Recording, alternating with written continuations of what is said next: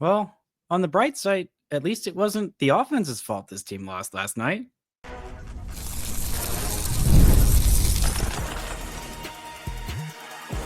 You are Locked On Rangers, your daily Texas Rangers podcast, part of the Locked On Podcast Network, your team every day.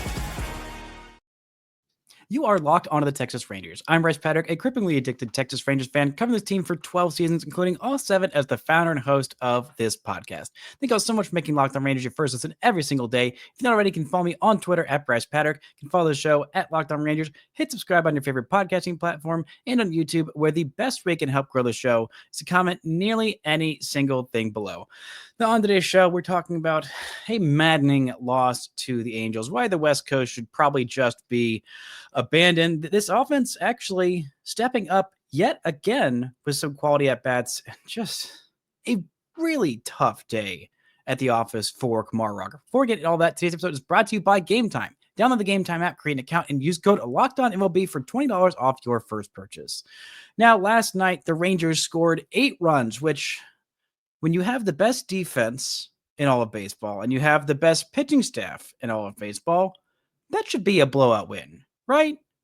Wrong. This was just an incredibly maddening game for the Rangers. But I want to start with the positives. We'll get to Kumar Rocker. Believe me, I have some things to say about what he did last night. But I want to start with some positives because, especially if you stayed up late last night watching this absolute clunker, wild thing of a game, you're probably about as grumpy as I am this morning. But this offense, time and 2 games in a row, actually 3 games in a row, the offense has done what it's needed to do to win every game in this series, and the pitching staff has not done that. When this team scores 4 or more runs, they are basically unbeatable. And they've done that 3 times in this series. They scored 5 runs on Monday. They scored 13 runs on Tuesday, and then they scored 8 runs, all of which should have been enough for this team to be on a 3-game winning streak, looking for a 4-game mop of the Angels tonight. Alas, that is not the case because this Rangers pitching staff just got obliterated. But even without a bunch of hits with runners in scoring position, this offense was having quality at-bats in the clutch. They were doing things like not striking out, putting the ball in play, swinging at pitches that are in the strike zone, all things that you should be doing in all situations, but especially in clutch situations. The Rangers were able to get so many runs because they had so many extra base hits, a pair of doubles from Josh Smith, a double by Seager that would have been a homer in every other stadium and almost was a homer in this stadium. And they also got Higgy's 3rd home run of the season. He's now got 2 in the span of a week when he had 1 for the span of 3 months. That is an encouraging sign for a guy at the bottom of your lineup. Also, another RBI single from Kyle Higashioka, a multi-RBI day for Higgy, who had a 5 RBI day on Saturday. He is looking a lot better. A 4 RBI day for Marcus Semien with a 2-run bomb, a sac fly, and an RBI groundout. This team was only 2 for 11 with runners in scoring position, but they only left 5 guys on base because they were doing things like putting the ball in play, because they were doing things like being incredibly aggressive on the base pass. Dolis Garcia with his 9th stolen base of the season, and Wyatt Langford stealing both 2nd and 3rd base so that he could end up scoring on that ground out to the pitcher by Jake Berger. Not the most ideal pitch that he swung at to put the ball in play, but he put the ball in play, and a fielding error from Kyle Hendricks, former Ranger farmhand Kyle Hendricks, I should specify, allowed Wyatt Langford to score. And even without that error, it might have scored Wyatt Langford anyway. And Jake Berger doing what Jake Berger has done well this season and run the bases well and taking that extra base on that throw that got away from the catcher. And it ends up being profitable because of that. The Raiders get an extra run there. And when Josh Smith doubles on a bloop, what looked like a surefire single, no way didn't look like it was going to be a double off the bat. Jake Berger is able to run home and score. This offense has been having much more competitive at bats. There's really only one inning where I felt like they could have done a little bit more, but it's hard to ask for that much more than scoring 8 runs. But I think the most encouraging sign, I do want to talk about that 8th inning where the Rangers, they had some hittable pitches, some very hittable pitches in that 8th inning, but they went 1, 2, 3 in order. I mean, Evan Carter getting a couple fastballs middle, including the final pitch of that at bat, a 98-mile-an-hour fastball right down the pipe in a full count to full count Carter. He ends up popping up, incredibly frustrated. Jake Berger swings at a pitch on 0-1 that was out of the strike zone, then gets a hanging slider. He hits it hard, he hits it far, but it is at left fielder Taylor Ward. And then Kyle Higashioka also gets a ball that's less middle, but middle up at 99 miles an hour. He is not able to do much with it, and he pops out to the first baseman. The Rangers maybe could have done a little more to get that lead back after giving it up so many times. But I think for me, the most encouraging part of that offensive performance last night, not just Josh Smith having a great day, not just Marcus Semien, not just the better at bats in clutch positions, but this team heading into this series had a below 600 OPS, below 575 OPS as a team when they were losing. And this team got the lead, and then the pitchers would surrender it so many times, but they kept on fighting. They kept on having those quality at-bats. They kept on working these pitchers. They kept on making them go to their bullpen. I mean, this was 1, 2, 3, 4, 5, 6, 7, 8 different Angels pitchers through last night, which means that either a bunch of guys are going to be throwing on back-to-back days, or the Rangers will be able to get into the bad part of that Angels pen tonight and salvage a split of this series, which is not good enough, is not what they need to be doing. But I am encouraged that this team has some heart. At times it feels like, it feels like pretty much dead in the playoff hunt. They're not. Mathematically, they're not. They're 3.5 games back. But it's wild how many teams are so incredibly close right now. I mean, the Mariners hold that third wild card spot. They're at 48 and 44. And it really makes those extra innings games that the Rangers lost in that series at home to Seattle a couple weeks ago sting that much more. But with that one loss last night, the Rangers, they now have 4 teams in between them and the Mariners. If they had won last night, they would have just one team, just the Boston Red Sox between them and the Mariners. But right now, exactly half a game ahead of them are the Kansas City Royals, the Los Angeles Angels of Anaheim, and the Minnesota Twins.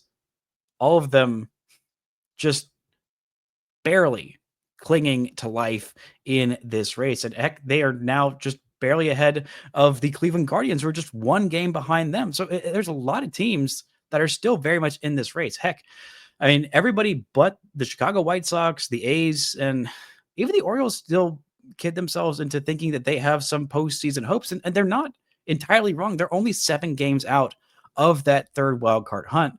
The A's are 11 games out, and they deluded themselves in thinking they had some hope heading into the season. They don't, unless they just go on some miracle run like they had in the month of May, but I don't foresee that coming. But this is going to be a tight race, and even though it feels like a lot of this season is lost, a lot of this promise of this team is lost, if this offense can get back to anywhere near what we expected, or at least even an average version of themselves, even if the pitchers regress, which seems like it's happening right now, who knows? Maybe this team might do something other than be terrible. Coming up, we're going to talk about, speaking of the terrible pitching by Rocker that wasn't quite as terrible as it looks, but still was nowhere near good enough, and more right after this. This show is brought to you by Gametime. You ever decided at the last minute to head to a ball game with friends or family? Maybe it's game day and you suddenly realize you want to be in the stands. That's exactly where Gametime comes in. It's the easiest way to grab last minute tickets without all that stress. With the money you save on tickets, you can splurge on food, drinks, merch, or even invite a bigger group to come with you. Gametime makes it all possible. Gametime makes buying tickets fast and simple. Prices on the app actually drop the closer you get to first pitch, and they've got incredible last-minute deals, clear seat views, and a lowest price guarantee that takes all that worry out of buying. So it takes the guesswork out of buying tickets with Gametime. Download the Gametime app, create an account, and use code LOCKEDONMLB for $20 off your first purchase. Again, terms apply. Again, create an account and redeem code LOCKEDONMLB for $20 off. Download the Gametime app today. Last minute tickets, lowest price, guaranteed. Shout out to everybody who's making Locked On Rangers your first listen every single day. On tomorrow's show, we'll be back and talking about the final game of this series, talking a little bit about this weekend series against the Astros. And who knows, if tonight goes poorly, maybe I'll probably talk a little bit about the MLB draft, where the Rangers have a decent pick and a couple of interesting options at, I believe, number 12. We'll talk a little bit about that on tomorrow's show. But this game, my goodness, what a stinker for Kumar Rocker. Not his worst start of the season, not his second worst start of the season. I don't even know if it's his third worst start of the season, but it is definitely not one of his better starts. He got off to such an incredible start to this. But what's, I think, most frustrating is how he was staked to a 3-0 lead, and then he gives it all up and then some in the bottom of the third inning. And then this team claws back and gives him 2 more runs that, hey, don't worry, we got you. We got you, Kumar. We'll get you that lead back. Here, don't worry about those 5 runs you surrendered. And then he surrenders or those 4 runs you surrendered in the bottom of the third. Then he gives up 2 more in the fourth, 1 in the fourth, 1 in the fifth, and just he got clobbered in this one. And this is what happens when Kumar Rocker is not on his game. When you miss middle, and you're facing good big league hitters, they will crush you. They will obliterate you. It felt like he was really wild in this one. It didn't feel like he had command of basically any of his pitches, because he would get down and then he would give up. He would just throw a ball right over the middle and it would get absolutely obliterated. It felt like everything was going well until that Mike Trout home run, the first one, the one that was actually a home run, that wasn't just a home run because of the incredibly weird dimensions of Angel Stadium. I always forget how weird this stadium is in where's a home run and where is not a home run, how it's incredibly deep to center field and then incredibly shallow to right field, because instead of having to hit it into the actual seats in right field, like 3 or 4 years ago, they lowered the home run line to, instead of up that incredibly high wall, they put it like halfway up that wall, which doesn't make any sense. So if that was where it was years ago, that would have been a double from Mike Trout instead of his second home run of the game. But the first home run of the game, I mean, that's where everything started to spiral out of control. I mean, he had a couple of bad pitches, including a 3-1 fastball right down the middle to Luis Rengifo that, of course, he doubled in. I mean, he got Zach Neto swinging. And honestly, his best at-bat, or best plate appearance against anybody in the whole game ended up being a sac fly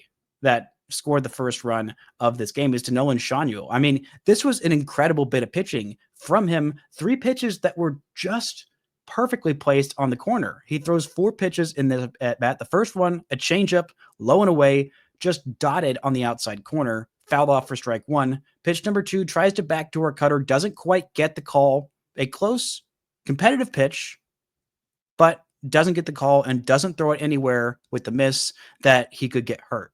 Then he goes to the curveball, switching it up, throwing 3 different types of pitches. That's something that he hadn't done particularly well, of just mixing those pitches well. He throws that curveball down and in. It's just touching the bottom of the strike zone. And Schanuel, who is a very, very disciplined hitter, doesn't have a whole lot of power, so can't usually hurt you for that much power. He fouls it off because he knows it's a strike. It's just barely a strike. But then he gets the count in his favor, a crucial 1-1 pitch that he gets in his favor. It gets a pitcher's count. Then he backdoors that cutter, just perfectly placed low and away. But unfortunately, Nolan Schanuel does a good job and gets the barrel enough on it to get a sac fly. And then he goes to Mike Trout. The first pitch was just a little bit non-competitive. And then he throws a cutter that's, to other hitters, not that bad of a pitch, but the low strike, that low pitch towards the middle of the plate, this one was, a little off center, but it was, it was at the knees. Something that Mike Trout absolutely crushes. I don't think Kumar didn't read the scouting report very quickly, or his cutter just didn't cut quite enough.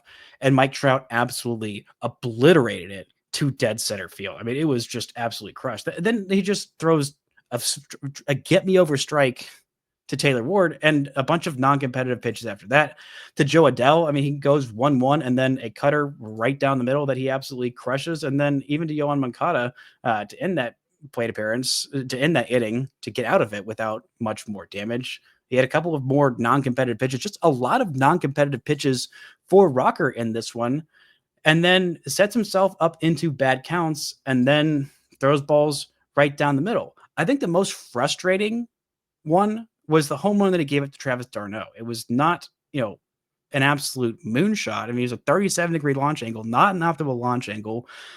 397 feet. Just Evan Carter looked like he was nearly about to rob it in center field.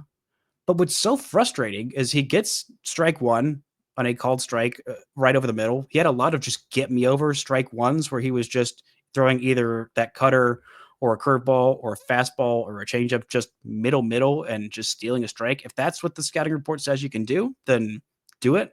But if the Angels have been a little bit more aggressive on first pitches, they might have had even more home runs. But he goes up 0-2 on Travis d'Arnaud. Third pitch is a sinker below the zone, fine. But then he throws a changeup when you're up 0-2 on a right-handed hitter, a pitch that he doesn't have great feel for, doesn't have great swing and miss stuff, and he throws it right down the middle of the plate, and Travis d'Arnaud crushes it.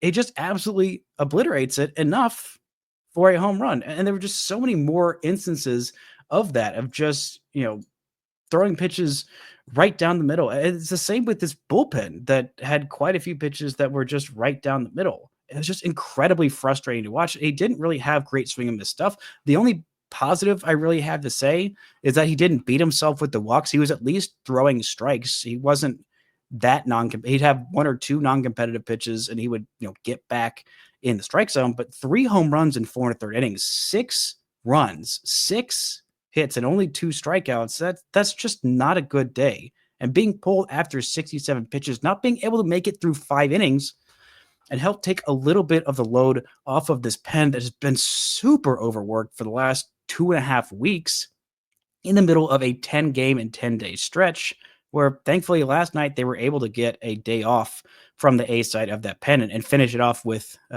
elite closer Zeke Duran.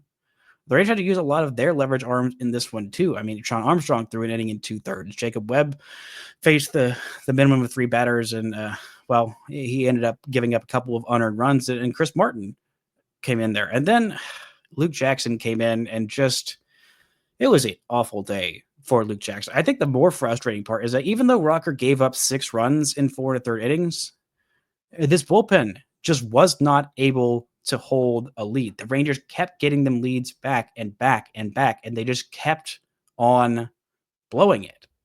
And that's just not acceptable for a team that is just clawing and scraping to stay alive in any kind of wild card hunt. I mean, the 8th inning alone, the 7th inning wasn't great either. Both the 7th and the 8th inning, the Rangers had, high leverage guys that were doing their thing. This offense rallying to get those 7th and 8th runs, to score a trio of runs between the 6th, and the 7th inning. Corey Seager getting hit by that pitch in the top of the 7th, and then Marcus Semien absolutely blasting a home run. He gets a middle pitch from Reed Detmers, and he does not miss it. Hits it 105 miles an hour off the bat, 423 feet to left center field, and scores Corey Seager, give the Rangers a lead that they would immediately blow, and then would blow a tie game in the bottom of the 8th inning. It was just so incredibly frustrating to watch from a team that has had a bullpen that has mostly been pretty darn good. A couple of those runs were unearned, and had Jake Berger made that play at first base, then maybe the Rangers don't give up those 2 runs. Maybe they still have the lead, and maybe they go to somebody besides Luke Jackson for the 8th inning, but they didn't, and they lost. again. And maybe Luke Jackson isn't long for this pen. He's got a 4.60 ERA, and maybe there's some reinforcements coming. We're going to talk about that and more right after this. This show is brought to you by OpenPhone. If you're running a business, you know that every missed call is money left on the table. Think about the last time you had a service emergency, like a burst pipe. If the first plumber didn't answer, did you wait? Absolutely not. No, you called the next one. That's why having a reliable business line is so important, and that's why you need OpenPhone.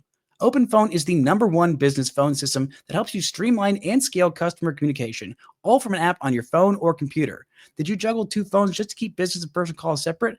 OpenPhone solves that instantly. Your whole team can share one number and respond to customers like a shared inbox. No more, who's handling this?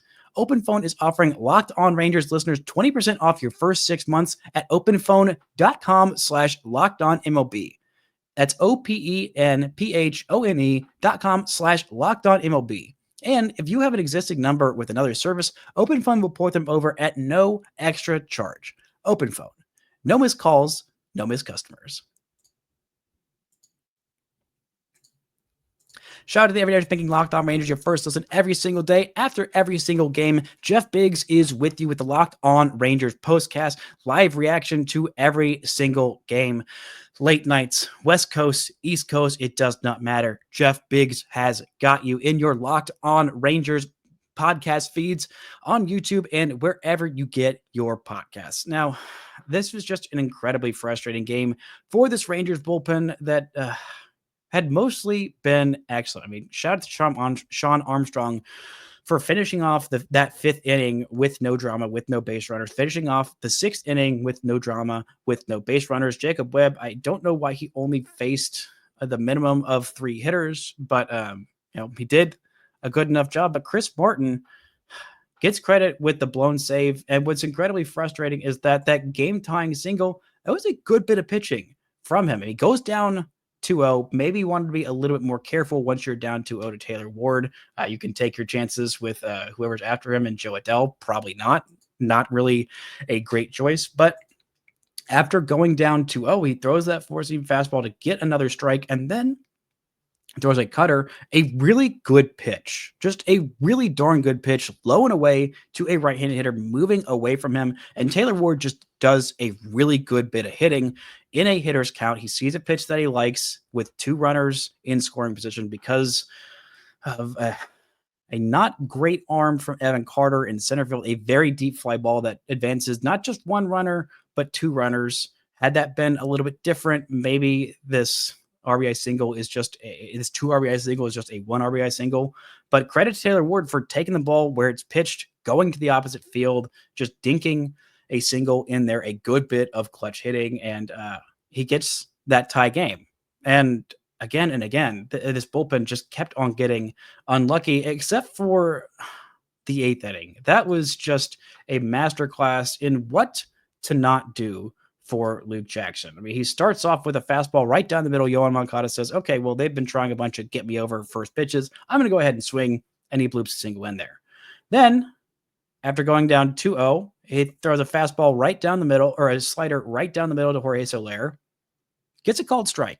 Gets looking. Then, 4th pitch is just barely missed a fastball, and in a 3-1 perfect hitter's count, he says, what if I just throw this pitch right down the middle? Now, I'm sure that's not exactly what he intended, but it's what ended up happening, and what is one of the harder hit balls of the night. And Jorge Soler just obliterates that baseball to left field, and it is a 2-run bomb, an insurmountable deficit at the end for this Rangers squad that had done a good job of coming back so many times, but there's only so many times you can come back when the bullpen blows the lead this many times, or when the starting pitcher also blows the lead this many times, to the point where you think, okay, well, it's not the best outing from Rocker. And in a normal season where a rookie pitcher, starting pitcher, can just go out there and wear one every once in a while in a non-competitive situation, or if the Rangers had just been taking care of business like they had been,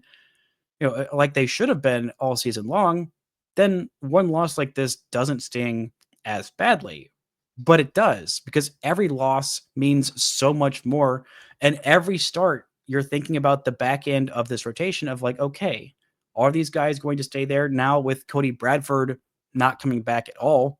It seems like Rocker and Leiter are definitely here to stay in this rotation, at least through the end of the season. But the Rangers might be having a little bit of help coming their way in the form of John Gray. He had his first rehab start of the season on, here we are, July 10th. Man, those stinking Rockies ruining everything with that liner. Two broken wrists, just completely derailing important player seasons the last couple of years. John Gray and Josh Young, who had a fine day in AAA. I don't want to talk about it. But John Gray in this one, his first rehab outing, the fastball was sitting 94 miles an hour, touching all the way up to 95. He threw 18 of them. It looked fine. They got a couple of swings and misses. He also got a couple of swings and misses on the slider, going very four-seam fastball heavy. Also threw four curveballs and a changeup. 32 pitches in 2 innings of work. The only run that he allowed was a solo home run. 2 innings, 1 hit, 1 strikeout, no walks. Overall, pretty solid. Then Cole Drake follows that up with his, I believe, second start. Yes, his second start in AAA. Goes 5 innings, only allows 1 hit, a solo home run, a pair of walks, a pair of strikeouts. He gets his first win at the AAA level, and he looks pretty darn good while doing it. You'd like to see a little bit more swings and misses. He had a lot of called strikes, which is kind of the MO for Cole Drake. I'd imagine John Gray is going to have another rehab outing before he comes back up to the big leagues. He was at, I believe, around 35-ish pitches. I just had this up here. Yeah, 32 pitches. So maybe next time out, we'll target around 45 pitches, then 60. Or maybe the Rangers just say, hey, we need one more arm in our pen. We need one more guy to dial it up there to those high leverage, dominant innings that John Gray can provide and did provide at times last year and in the World Series. I really think that, maybe using him as a starter isn't the best use of John Gray, but it's easier to build him up as a starter than to just build him up as a reliever and decide later that you need him to be a starter. I don't know exactly when they're targeting John Gray's return, but I'm guessing the end of this month might be around when we're expecting John Gray to come back. And the other part is John Gray is an impending free agent. So if John Gray had been pitching all season, a lot of things would have been different. But if this team continued to be out of it, then maybe they would have ended up putting John Gray on the trading block. Maybe they bring him in as a reliever and show, hey, he's got something to give as a nasty reliever and not a mediocre starter. I don't know exactly what the plan is going to be, but the Rangers don't really have much more time to gain ground in these standings. I mean, there's still 3.5 back. That's not out of, if you're within 5 at the trade deadline, maybe the Rangers will stay in it. I'd imagine a lot of these teams that are in between them and that final wild card spot start to sell off between now and then. The Guardians had a 10-game losing streak. They now have a 3-game winning streak, which includes, I believe, a sweep of the Houston Astros, which I appreciate. Doesn't really make all that much of a difference because the Rangers are still 10 games out in the AL West, and I believe the Mariners are still 6.5 games out in the AL West. So it still looks like the Astros are going to run away with this division. Maybe the Twins start to sell off. Maybe the Angels start to sell off. I never really know exactly what they're going to do. The Red Sox, who now are above 500 and are half a game or are tied, but are only behind in the loss column.